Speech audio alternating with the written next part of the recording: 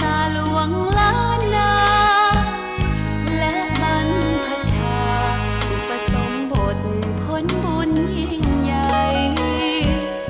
ทรงน้ำพระเจดีย์และบุรพาจารย์วัดช้างคำก่อนไกลฟังตั้งธรรมหลวงสุขใจส่งท้ายในเดือนธันวา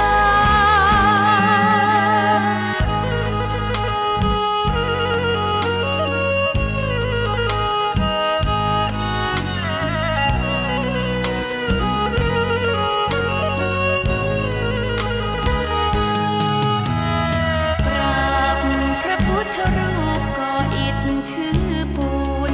ขอบารมีเพิ่มพูนพระพุทธรูปฝนแสนหาองค์นี้พระพุทธรูปทองเหลืองและเจดีย์ทรงล้านนาที่มีแผ่นศิลาจารึกนานปีสุขสีขอพรถึงใจอ้อละนาหมุนคลื่นมาฟังรายการธรรมะสืบสานแผ่งานพุทธศาสนาพระมหาประสิทธิ์แผ่ธรรมญาติโยมศรัทธาญาติธรรมหญิงชายทั่วหน้าศรัทธาของวัดช้างค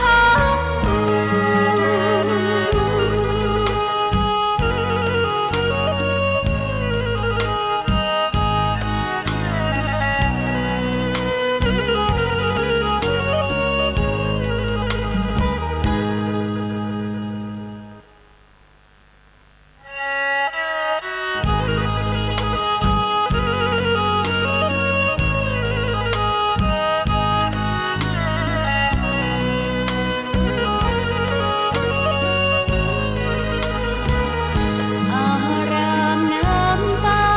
ใต้ฟ้าหาริมพูนชัยศูนย์รวมจิตใจชาวไทย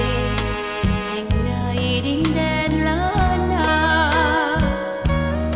วัดช้างคำอำเภอป่าซางลำพูนนันนาญาติธรรมหญิงชายทั่วหน้าศรัทธาควงชนเลื่อมใสพระมหาประสิทธิ์ธรรมาภินันโทพัฒนาสืบสานญาติโยมชาวบ้านลูกหลานรวมแรงร่วมใจพระพุทธมงคลช้างคำยึดนำจิตใจญาติโยมศรัทธาไกลไกลสุขใจได้มาแห่งนี้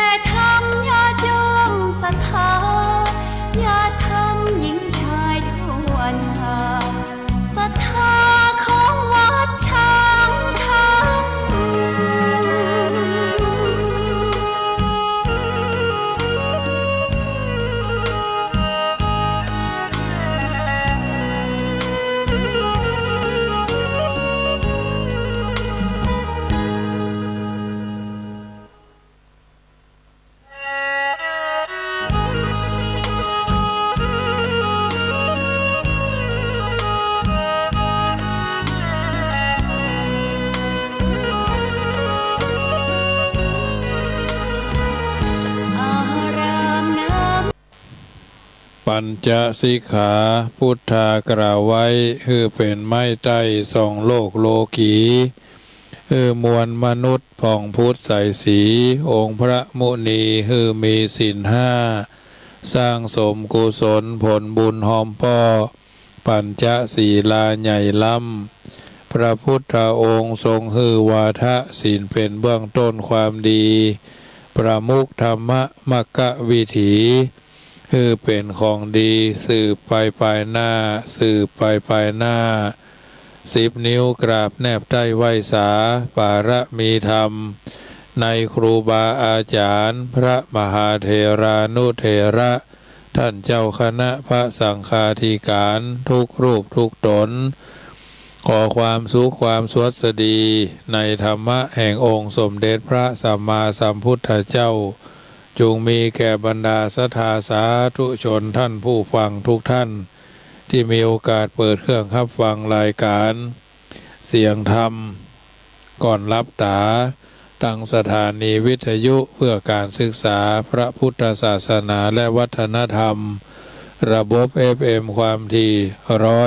104.50 เมกะเฮิรตซ์วัดฝ่ายหินตำบลสุเทพอำเภอเมืองจังหวัดเชียงใหม่รายการเสียงธรรมก่อนรับตานี้นำเสนอโดยอัตมาภาพพระมหาประสิทธธรรมาภินันโทเจ้าอาวาสวัดจังกัมประธานหน่วยเผยแผ่ศีลธรรมวัดจังกัมและประธานหน่วยอบรมประชาชนประจำตำบลมะกอกอำเภอป่าซางจังหวัดลำพูนเบอร์โทรศัพท์0861875325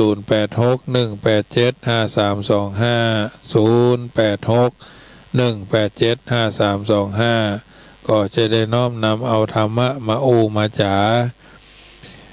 แจ้งให้ญาติโยมได้ทราบว่าปกตินั้นวันอังคารทุ่มเช้าถึง4 ทุ่มเป็นรายการที่ธรรมาภาพ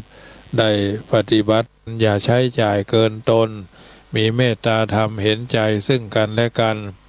อย่าด่าว่าคนที่ติดโรคโควิดนะไม่มีขับภัยจะอยากจะติดเอาใจเขามาใส่ใจเฮาคือนักช่วงเศรษฐกิจซบเซาไผมีนักก็ช่วยเหลือกันไปเจ้าหนี้ก็คือมีเมตตาลูกหนี้ก็ขอคือทำตัวหน้าฮักอย่าโพดหรูอย่าดูแพงออกสื่อเดี๋ยวเจ้าหนี้จะคาดเคืองหมั่นไส้ประการสำคัญอย่าประมาททุกคนมีสิทธิ์ในโควิดเสมอกันถ้าเฮาประมาทมันจะมาหาทันทีนะ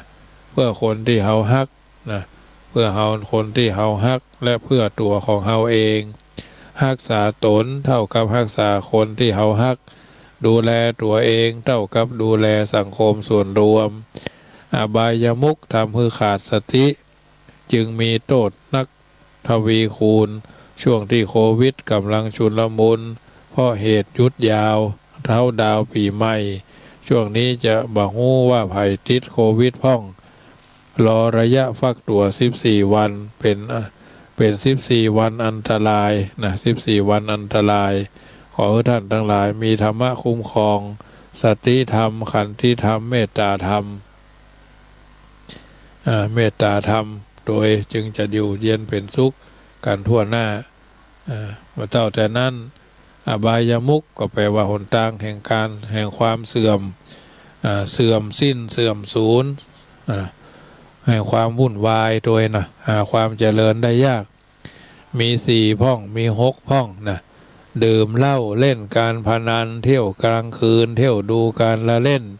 คบคนชั่วเป็นมิตรเกียรติค้านการทำมาหากินนะ4 ข้อแรกชัดเจนมากว่าเป็นมูลเหตุทำให้โควิด